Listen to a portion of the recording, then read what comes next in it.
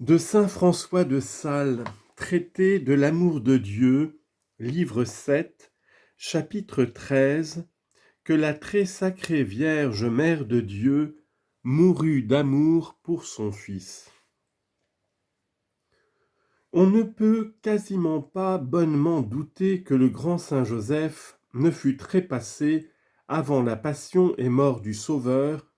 qui sans cela n'eût pas recommandé sa mère à saint Jean.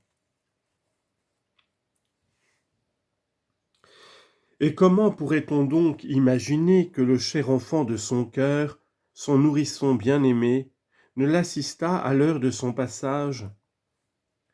Bienheureux sont les miséricordieux, car ils obtiendront miséricorde. Matthieu 5, 7. Hélas, combien de douceur, de charité et de miséricorde furent exercées par ce bon Père nourricier envers le Sauveur, lorsqu'il naquit petit enfant au monde. Et qui pourrait donc croire que celui-ci sortant de ce monde, ce divin Fils ne lui rendit la pareille au centuple, le comblant de suavité céleste? Les cigognes sont un vrai portrait de la mutuelle piété des enfants envers les pères et des pères envers les enfants, car comme ce sont des oiseaux passagers, elles portent leur père et mère vieux en leur passage, ainsi qu'étant encore petites, leur père et mère les avaient portées en même occasion. Quand le Sauveur était encore petit enfant, le grand Joseph, son père nourricier, et la très glorieuse Vierge, sa mère, l'avaient porté maintes fois, et spécialement au passage qu'ils firent de Judée en Égypte et d'Égypte en Judée.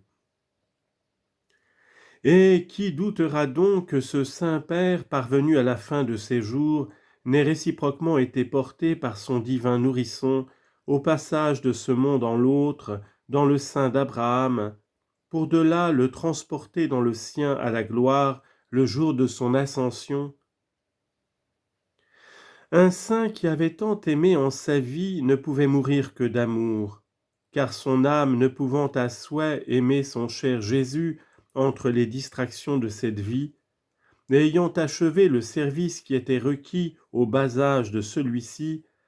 que restait-il sinon qu'il dit au Père éternel: « Ô Père, j'ai accompli l'œuvre que vous m'aviez donnée en charge. » Jean 17, 4. Et puis au Fils: « Ô mon enfant, comme votre Père céleste remit votre corps entre mes mains au jour de votre venue en ce monde, ainsi en ce jour de mon départ de ce monde, je remets mon esprit entre les vôtres. » Telle comme je pense fut la mort de ce grand patriarche, homme choisi pour faire les plus tendres et amoureux délices qui furent ni seront jamais faits à l'endroit du Fils de Dieu, après ceux qui furent pratiqués par sa céleste épouse, vraie mère naturelle de ce même Fils, de laquelle il est impossible d'imaginer qu'elle soit morte d'autre sorte de mort que celle d'amour, mort la plus noble de toutes, et due par conséquent à la plus noble vie qui fut oncle entre les créatures, mort de laquelle les anges mêmes désireraient de mourir s'ils étaient capables de mort. Si les premiers chrétiens furent dits n'avoir qu'un cœur et qu'une âme, acte 4, 32, à cause de leur parfaite mutuelle dilection, si saint Paul ne vivait plus lui-même, mais Jésus-Christ vivait en lui, Galates 2, 20, à raison de l'extrême union de son corps à celui de son maître, par laquelle son âme était comme morte en son cœur qu'elle animait, pour vivre dans le cœur du Sauveur qu'elle aimait, ô vrai Dieu, combien est-il plus véritable que la sacrée Vierge et son Fils n'avaient qu'une âme, qu'un cœur et qu'une vie,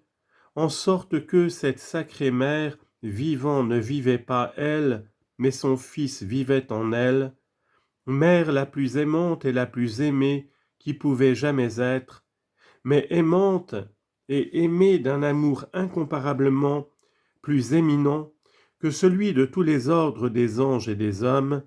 à mesure que les noms de mère unique et de fils unique sont aussi des noms au-dessus de tout autre nom en matière d'amour. Et je dis de mère unique et d'enfant unique, parce que tous les autres enfants des hommes partagent la reconnaissance de leur production entre le père et la mère. Mais en celui-ci, comme toute sa naissance humaine dépendit de sa seule mère, laquelle seule contribua à ce qui était requis à la vertu du Saint-Esprit pour la conception de ce divin enfant, aussi à elle seule fut dû et rendu tout l'amour qui provient de la production, de sorte que ce fils et cette mère furent unis d'une union d'autant plus excellente qu'elle a un nom différent en amour par-dessus tous les autres noms. Car à qui de tous les séraphins appartient-il de dire au Sauveur, « Vous êtes mon vrai fils, et je vous aime comme mon vrai fils » Et à qui de toutes les créatures fut-il jamais dit par le Sauveur, « Vous êtes ma vraie mère, et je vous aime comme ma vraie mère. Vous êtes ma vraie mère toute mienne, et je suis votre vrai fils tout vôtre. » Si donc un serviteur amant osa bien dire, et le dit en vérité, qu'il n'avait point d'autre vie que celle de son maître, hélas, combien hardiment et ardemment devait exclamer cette mère, « Je n'ai point d'autre vie que la vie de mon fils,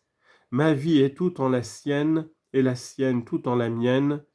car ce n'était plus union mais unité de cœur, d'âme et de vie entre cette mère et ce fils. » Or si cette mère vécut de la vie de son fils, elle mourut aussi de la mort de son fils, car elle est la vie,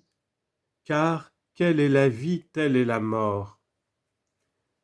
Le phénix, comme on dit, étant fort envieilli, ramasse sur le haut d'une montagne une quantité de bois aromatiques sur lesquels, comme sur son lit d'honneur, il va finir ses jours. Car lorsque le soleil au fort de son midi jette ses rayons plus ardents, cet tout unique oiseau, pour contribuer à l'ardeur du soleil un surcroît d'action, ne cesse point de battre des ailes sur son bûcher, jusqu'à ce qu'il lui ait fait prendre feu,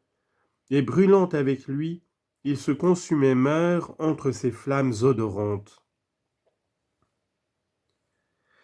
De même, Théotime, la Vierge Mère, ayant assemblé en son esprit par une très vive et continuelle mémoire tous les plus aimables mystères de la vie et mort de son Fils,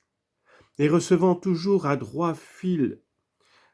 parmi ceux-là les plus ardentes inspirations que son Fils, soleil de justice, jeta sur les humains au plus fort du midi de sa charité, puis d'ailleurs, faisant aussi de son côté un perpétuel mouvement de contemplation,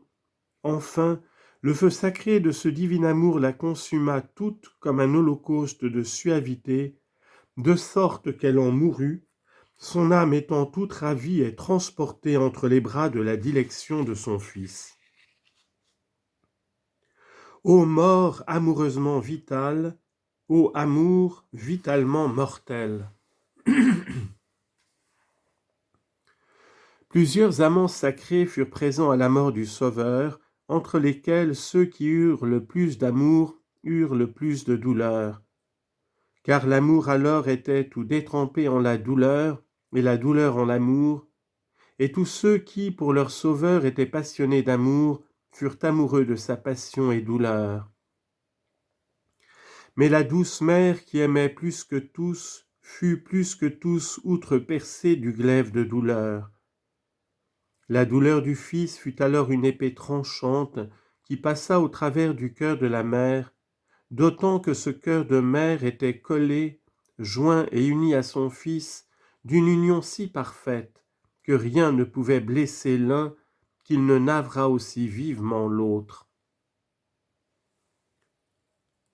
Or, cette poitrine maternelle étant ainsi blessée d'amour, non seulement ne chercha pas la guérison de sa blessure, mais aima sa blessure plus que toute guérison, gardant chèrement les traits de douleur qu'elle avait reçus à cause de l'amour qui les avait décochés dans son cœur, et désirant continuellement d'en mourir, puisque son Fils en était mort, qui, comme dit toute l'Écriture sainte et tous les docteurs, mourut entre les flammes de la charité, holocauste parfait pour tous les péchés du monde.